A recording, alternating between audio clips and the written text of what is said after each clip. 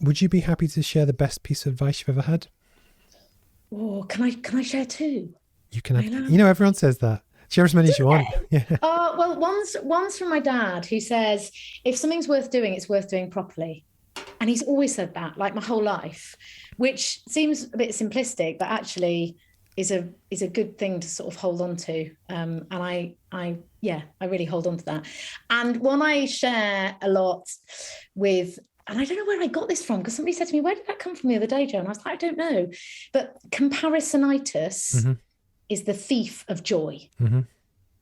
which I love. And I try and, because when I'm doing my group training, people are like, "Oh, my, I don't want to go next. Mine won't be as good as Sandra's."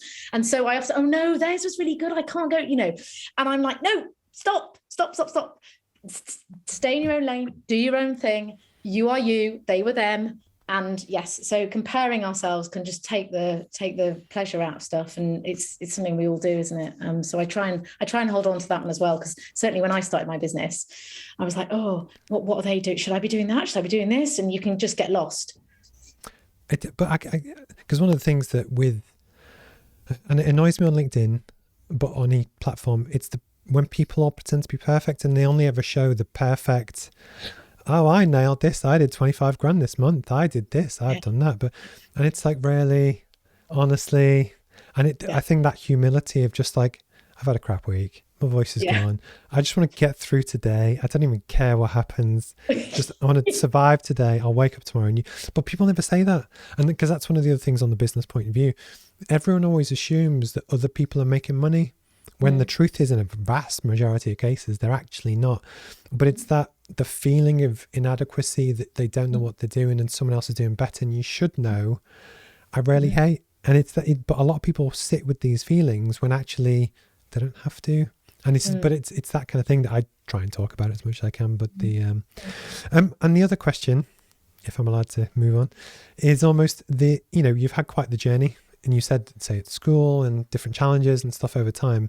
If you were to give advice to your younger self, and you can pick any stage in your life, you last week, whatever you want, if you were to give advice to your younger self, what would it be?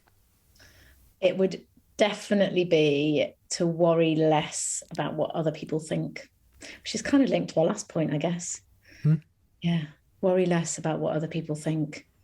Um, yeah, I would definitely give that to my younger self, because I did feel like I was the odd one out. I didn't fit into my school, and I didn't fit into all of that. And I know that was, and I look back on it now and just think none of it actually mattered. But of course, at the time, it really Mm-hmm. mattered.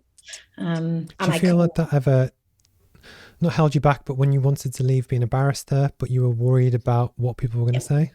yeah, absolutely. Oh, totally, really worried, and I sensed that, I whether there was or not, but I sensed there was. Well, why is she doing that? And who's she to go and do that? And Mm. is it going to work? Is it going to be a success? Is it going to? I mean, I have since had someone who used to be in my sphere say, I didn't think it was going to work, and I was totally wrong, and I hold my hands up, and you were right and I was wrong, and but you've got to back yourself, and that's really hard. I used to have I don't have it up there anymore, but I used to have a big piece of A4 paper, and I wrote in really big block capital letters in bold red pen, "Believe," and I had it stuck right next to my computer screen, so I'd see it every day to remind myself, actually, you can do this if you back yourself and Mm. you believe. But it's really hard.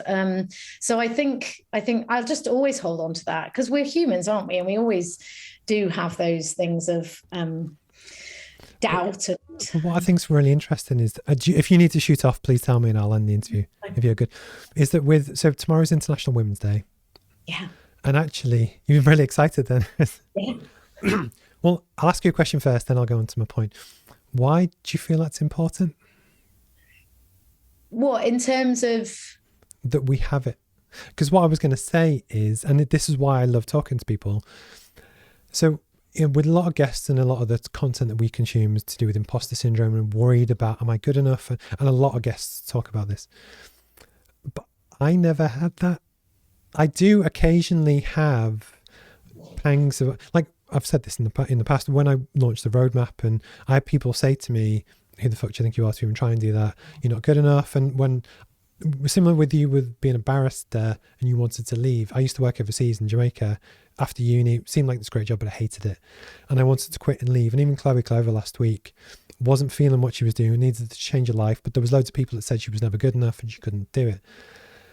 But almost my gut feel is that that feeling is more common in women. And that's why I wanted to pick your brains. Yeah, I think it's completely true. I mean, I see it day in, day out. I haven't done analysis of the figures in terms of the messages I get. And I always send out pre-course questionnaires before I do training so I can understand a little bit more about the people who are coming along. And it crops up. And probably if I collated them, the majority would be women. And I'm not a psychologist. I don't know why I couldn't answer that in that sense, but it's definitely is what I experience. Doesn't mean I don't have men who come with it as well. I definitely do, but it's definitely a thing. And I'm excited about tomorrow because I just think it's a good opportunity to celebrate anybody, frankly, is a good thing, isn't it? In this world at the moment, and support each other. And I feel like we should take every opportunity to support each other. I mean, regardless of gender, to be honest, regardless of gender. But it is definitely a thing more in women, certainly in my sphere of work, in any event. And I don't know why. And I often get asked as well, should we, I want to try and speak more like a man, or I want to be more assertive, or more that kind of thing. And my approach is very much, it's really important to be genuine and be yourself. You're communicating with yourself. It doesn't mean you can't bring those elements to the fore, because you perhaps do them and you do communicate like that, but you do it at home on the weekend with the kids, or the naughty dog, or your partner, or your mum, or whoever it is. But then you go into a work environment and it's like, it disappears. It's not appropriate, or let's not do that, or it's not perceived to be the right thing, or whatever it is. And actually you do have it there. It's just about how you choose to use it and allowing yourself to do that. Yeah. I love memorable people. There's nothing worse than when you go to a conference and it's just 10 speakers, all vanilla, all bland. You can't remember a single one of them.